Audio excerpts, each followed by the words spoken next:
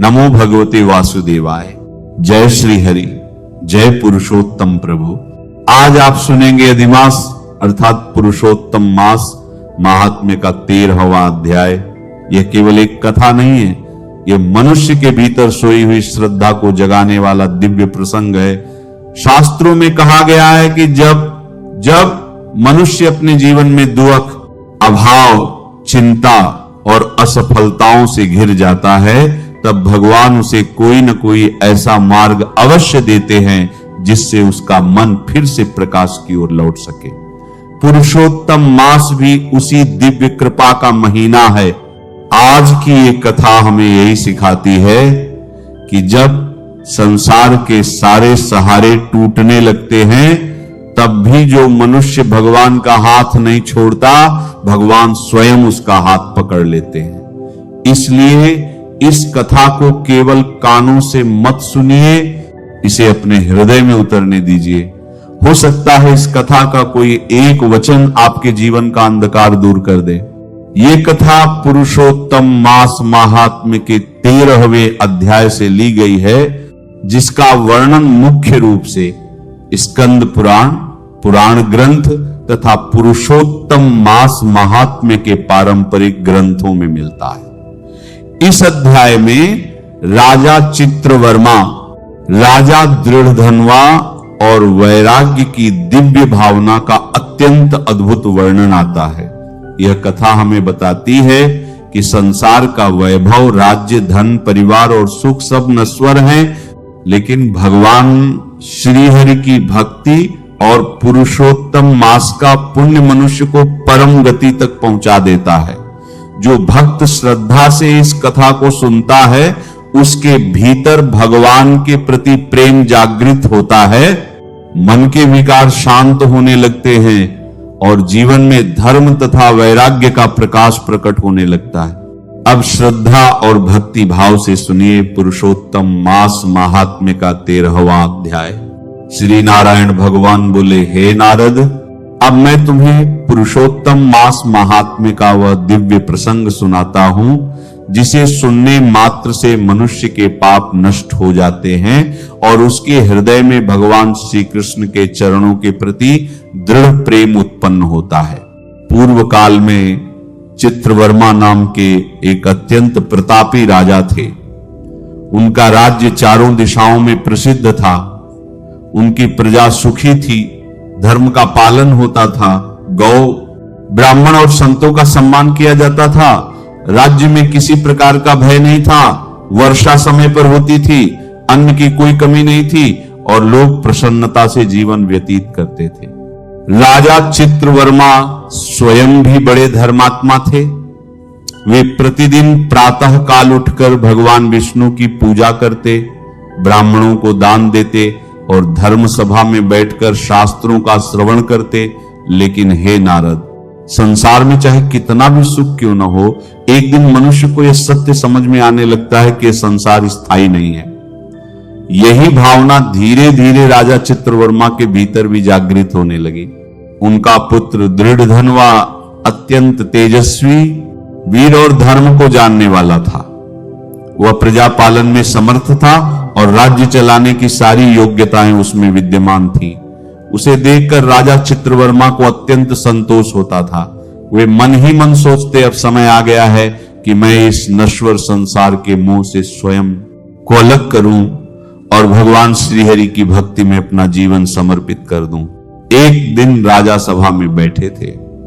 उनके सामने नर्तकियां नृत्य कर रही थी, गायक मधुर स्वर में गान कर रहे थे, सेवक चारों ओर खड़े थे। राजवैभव अपनी पूर्ण शोभा पर था, लेकिन उसी समय उनके मन में एक विचार बिजली की तरह कौंधा। उन्होंने सोचा, यह सब कितना क्षण भंगुर है। आज जो शरीर बलवान है, एक दिन यह मिट्टी में मिल जाएगा। आज जो लोग मेरे सामने सिर झुकाते हैं, समय बदलते ही सब समाप्त हो जाएगा। धन, राज्य, पुत्र, भवन कुछ भी सदा साथ रहने वाला नहीं है। यदि कुछ शाश्वत है तो केवल भगवान श्री हरि के चरण। उस रात राजा को नींद नहीं आई। वे अपने महल की छत पर अकेले बैठे आकाश को देखते रहे। चंद्रमा शांत था, वायुमंद गति से बह रही थी, लेकिन उनके भीतर वैराग्य का समुद्र उठ चुका था। उन्हें लगा जैसे स्वयं भगवान उन्हें भीतर से पुकार रहे हों। प्रातः काल उन्होंने अपने पुत्र दृढ़धनवा को बुलाया। राजा ने प्रेम से उसे अपने पास बैठाया और बोले, पुत्र, संसार का सुख स्वप्न के समान है। मैंने बहुत वर्षों तक राज्य किया, धर्म पूर्वक प्रजा का पालन किया, लेकिन अब मेरा मन वैराग्य की ओर जा रहा है।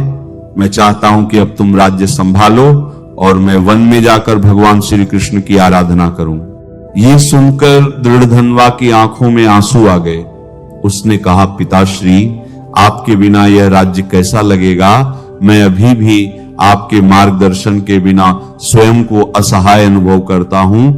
राजा चित्रवर्मा मुस्कुराए, बोले, पुत्र, यही संसार का नियम है। एक दिन सबको जाना पड़ता है। मनुष्य यदि समय रहते भगवान की ओर नहीं मुड़ता तो जीवन व्यर्थ चला जाता है। तुम धर्म पूर्वक राज्य करो, प्रजा को अपनी संतान समझो, ब्राह्मणों और संतों का सम्मान करो और सदैव भगवान श्री हरि का स्मरण करते रहो। इसके बाद राजा चित्रवर्मा ने मंत्रियों और सभासदों को बुलाया। उन्होंने विधि पूर्वक दृढ़धनवा का राज्याभिषेक किया। पूरे नगर में उत्सव मनाया गया। शंख बजे, वेद मंत्रों की ध्वनि हुई, ब्राह्मणों को दान दिया गया और प्रजा ने नए राजा का स्वागत किया। लेकिन उसी समय राजा चित्रवर्मा के मन में संसार के प्रति पूर्ण विरक्ति उत्पन्न हो चुकी थी। उन्होंने राजसी वस्त्र त्याग दिए और साधारण वेश धारण कर लिया। फिर वे पुलह ऋषि के आश्रम की ओर चल पड़े। हे नारद, पुलहर्षि का आश्रम अत्यंत पवित्र स्थान था। वहां चारों ओर हरियाली थी, नदी का निर्मल जल बहता था, पक्षियों का मधुर कलरव सुनाई देता था और ऋषि मुनि तपस्या में लीन रहते थे। उस आश्रम में पहुंचकर राजा चित्रवर्मा ने समस्त सांसारिक इच्छाओं का त्याग कर दिया। वे दिन रात भगवान श्री कृष्ण का स्मरण करते, कभी ध्यान में बैठते, कभी हरिनाम का जप करते, कभी आंसुओं से प्रभु के चरणों को याद करते। धीरे धीरे उनका मन पूर्णतः निर्मल हो गया। अब उन्हें ना राज्य की स्मृति सताती थी, ना महलों की, ना वैभव की। उनके हृदय में केवल भगवान श्री हरि का प्रेम रह गया था। समय बीतता गया। कठोर तप और निरंतर भक्ति के प्रभाव से उनका शरीर दुर्बल हो गया, लेकिन आत्मा दिव्य प्रकाश से भर उठी। एक दिन ध्यानावस्था में ही उन्होंने भगवान श्री कृष्ण का दिव्य स्वरूप देखा। दो भुजाएं, हाथ में मुरली, मुख पर मधुर मुस्कान, नेत्रों में करुणा और भक्तों को अभय देने वाला स्वरूप। उस दिव्य दर्शन को पाकर राजा चित्रवर्मा भाव विभोर हो उठे।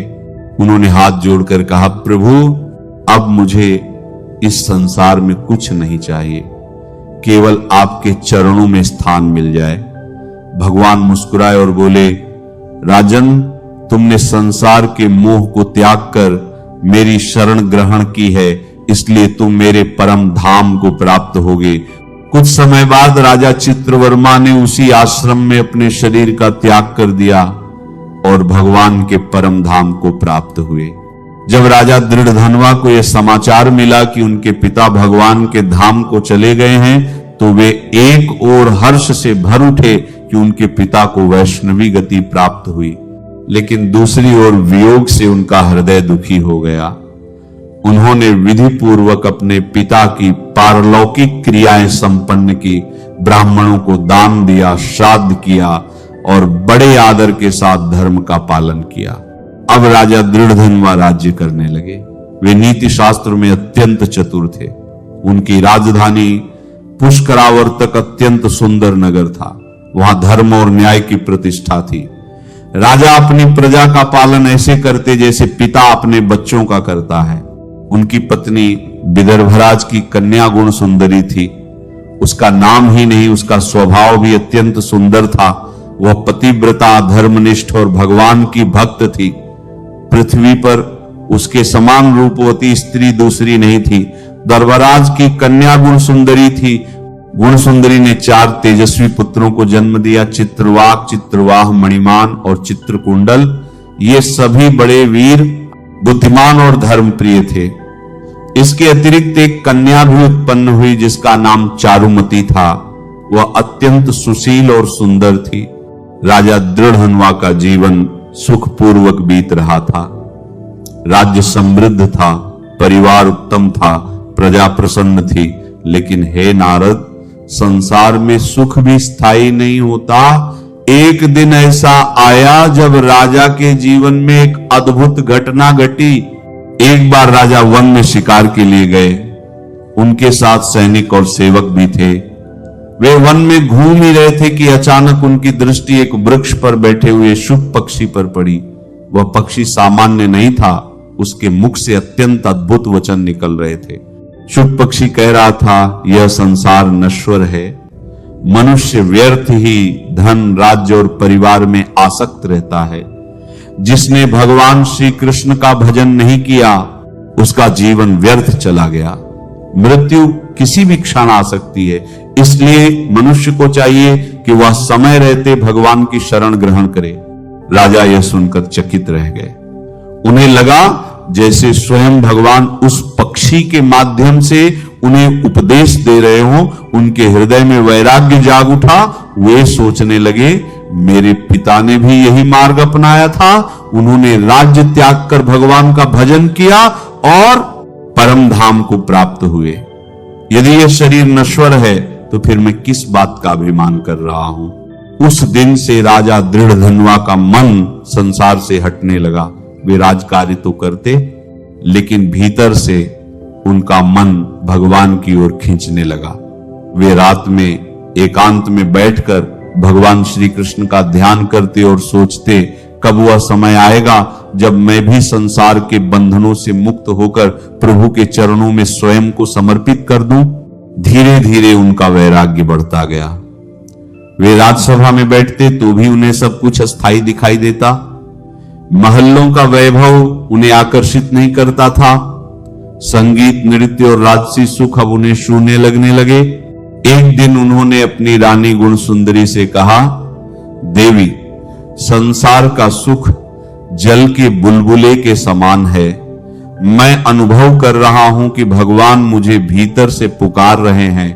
गुण सुंदरी ने विनम्रता से कहा, स्वामी, यदि आपके हृदय में भगवान के प्रति ऐसा भाव जागृत हो रहा है तो यह अत्यंत शुभ है।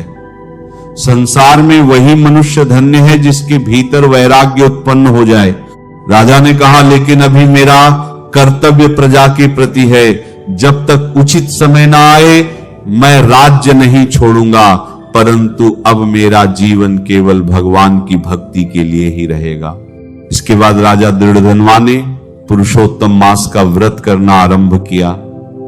वे प्रतिदिन प्रातः स्नान करते, भगवान विष्णु की पूजा करते, ब्राह्मणों को दान देते और हरिनाम का जप करते। उन्होंने पूरे राज्य में घोषणा करवा दी कि पुरुषोत्तम मास में कोई भी भूखा न रहे। निर्धनों को अन्न दिया जाने लगा, गोदान होने लगा, कथा और कीर्तन होने लगे। राजा स्वयं भी अत्यंत विनम्र होकर संतों की सेवा करते।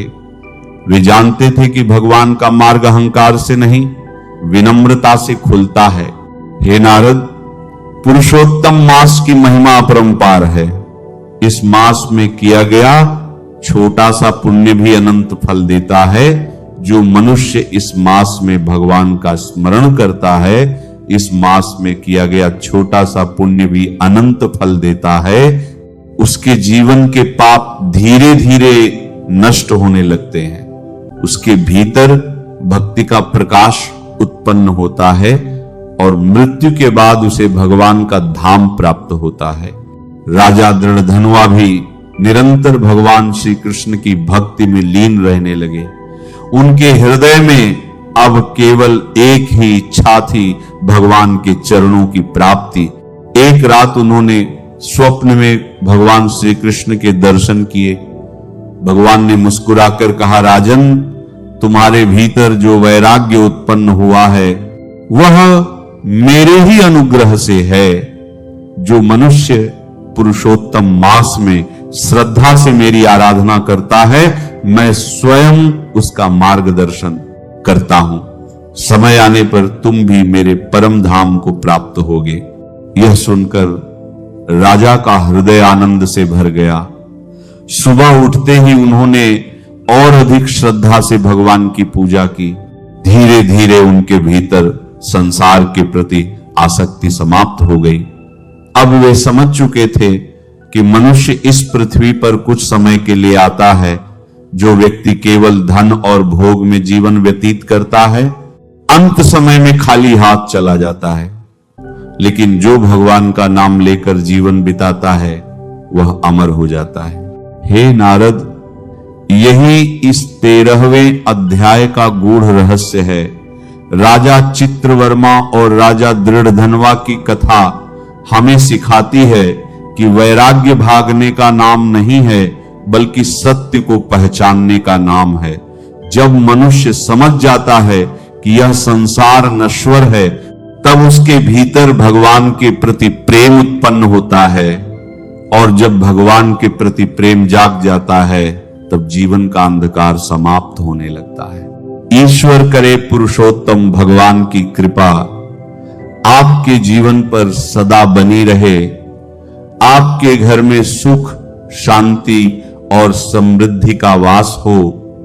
आपके मन से भय, चिंता और दुख दूर हो और भगवान श्री हरि के चरणों में आपकी भक्ति दिन प्रतिदिन और भी गहरी होती चली जाए। जो भी भक्त श्रद्धा और विश्वास से पुरुषोत्तम मास की इस पावन कथा को सुनता है, भगवान उसके जीवन के अंधकार को दूर करके उसके मार्ग को प्रकाश से भर देते हैं। यदि इस कथा को सुनते समय आपके हृदय में एक क्षण के लिए भी भगवान का स्मरण जागा हो, यदि आपके भीतर भक्ति का एक दीप भी जला हो, तो समझ लीजिए कि पुरुषोत्तम प्रभु की कृपा आपके ऊपर बरस चुकी है। क्योंकि संसार में सबसे बड़ा धन भगवान का नाम है और सबसे बड़ा सहारा उनके चरणों की शरण। प्रभु श्री हरि आप सभी को धर्म, भक्ति, वैराग्य और सद्बुद्धि प्रदान करें। आपके परिवार को स्वस्थ रखें। आपके जीवन में मंगल ही मंगल हो और अंत समय में भगवान का नाम आपके हृदय में बस जाए। इसी मंगल कामना और श्री हरि के स्मरण के साथ पुरुषोत्तम मास महात्म्य के 13वें अध्याय की यह पावन कथा यही पूर्ण होती है। पुरुषोत्तम भगवान की जय। श्री हरि विष्णु भगवान की जय। राधे राधे।